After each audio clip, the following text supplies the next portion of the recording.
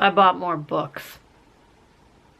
I did so well last month and I didn't buy any new books, and I read down a lot of the ones on my shelf, and then I went to 2 used bookstores in this past week and I bought quite a few books. They had a lot of things that I was interested in.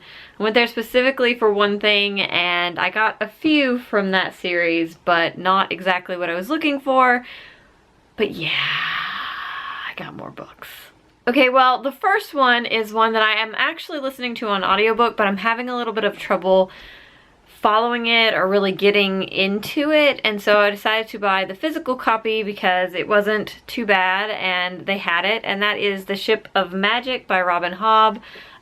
This is the first book in the Live Ship Traders series, and I am having a little difficulty getting into this, so I wanted to try reading the physical copy, or sort of like following along with the physical copy and seeing if that helps out.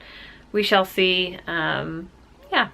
Okay, so the next one was something that was kind of unexpected and I don't even think I knew existed, and that is Celebrated Crimes by Alexandre Dumas. And I have a lot of Dumas books and things, and so every time I go to our used bookstore I look for new ones that I don't have, and I saw this beautiful book. It's just gorgeous. And I was like, oh, what is that? I assumed it would be like The Three Musketeers or something like that, but no, it's actually Celebrated Crimes. And I had to look this up because I wasn't entirely sure what this is, but basically this is Alexandre Dumas telling the story of, I think, 12 actual crimes that happen in the time when he was living. So I thought that was probably going to be pretty interesting because his style of writing is very intriguing and fun and, like, you know, fast-paced and interesting. So I'm interested to see what he does with actual crimes. Yeah, and also like crimes from that time period versus crimes from this time period are like so much more interesting because crazy things, just crazy things. So the thing I actually went to the used bookstore for were these Amorph books. So I have finished 1 through 5 and they didn't have 6. They have 7, 8, and 9, but they didn't have 6 or 10, so I couldn't get the next 5. And I can't continue on yet because I don't have 6, and this is going to drive me crazy. I actually went to a different used bookstore in town looking for it, and they bundle their Amorph books, and so none of the bundles had it in there, and I had a lot of the things that were in some of the bundles, so that didn't work out either. So I'm still on the hunt for the 6th one. We shall see. I will find it so that I can continue on reading. Why did I sell these when I was younger? Why? Alright, so then I picked up a book that I saw on the Bargain Fiction, and I was so excited to see this, and there were actually 2 copies, so it must have been like a book club thing or something like that. But it's The Elegance of the Hedgehog, and it was only 50 cents, and this is one of the Europa editions. So I mean, it really looks like it hasn't even been read. So great condition, and this is a story about 2 women. One of them is the concierge at a really wealthy hotel, and then the other is actually a 12-year-old girl who is living on the 5th floor. They're both really smart and cultured, but they hide it from the world. And then a third character is introduced that sort of brings them together. I have been really interested in this book for a while, and so I was just super excited to see such a great copy of this for 50 cents. Can't pass that up. Okay, and so at the other used bookstore in town, which is the one we don't go to as frequently, it's crazy. It has books piled all the way to the ceiling and can kind of be a little overwhelming, but also really fun. And I always feel like I find such amazing things there and for a great price. So I was looking around in there. I had gone in there looking for Amorph books and not found what I wanted.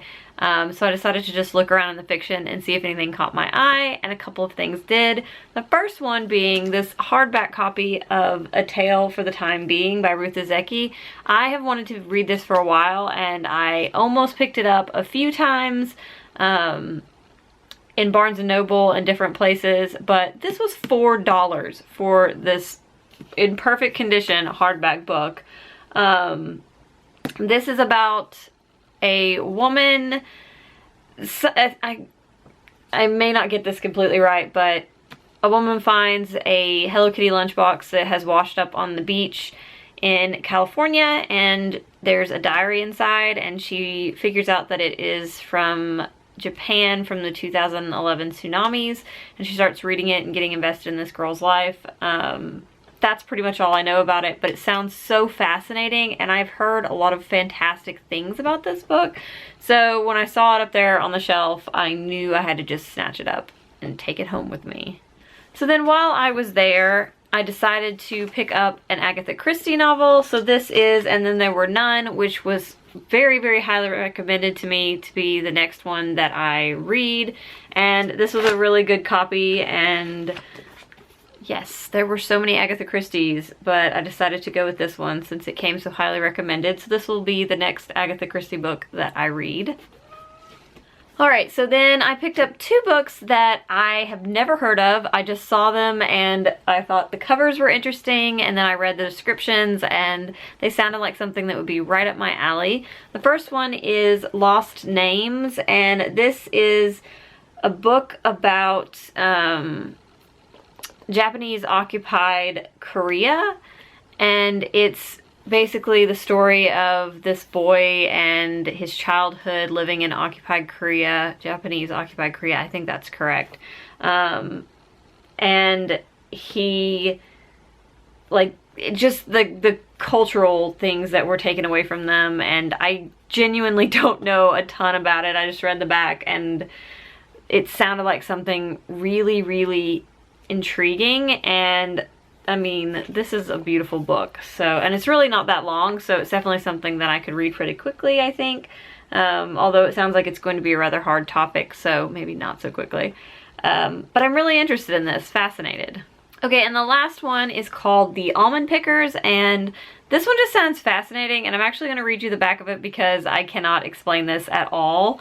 So it says, the child of a poor farmer became a maid for a well-to-do local family when she was only a girl. Through hard work and intelligence, she becomes an indispensable administrator of the family's affairs. Still, she's a mere servant, and now, as this story begins, she's dead. As the details unfold about the mysterious woman, the almond picker assumes the witty suspense of a thriller, the emotional power of a love story, and the evocative atmosphere of a historical novel. Set in Sicily in the 1960s, a violent, complicated society in the midst of tumultuous change, The Almond Pickers is the story of a woman who negotiated for her freedom as no one ever dared. It just sounds really fascinating and like something I would just fly through and get so engrossed in. I don't know. I've never heard of this. Have you heard of this? Yeah, I'm really excited. So that giant stack are what I bought in a week's time because, yes, I went to two different bookstores, total of 3 different trips in a week. So I can't be trusted in bookstores, period. Alright, so if you have heard of any of these, especially the ones that I just sort of picked up on a whim, I would love to hear what you think of them, and I hope that everyone is having a wonderful week, and I will see you next time. Bye!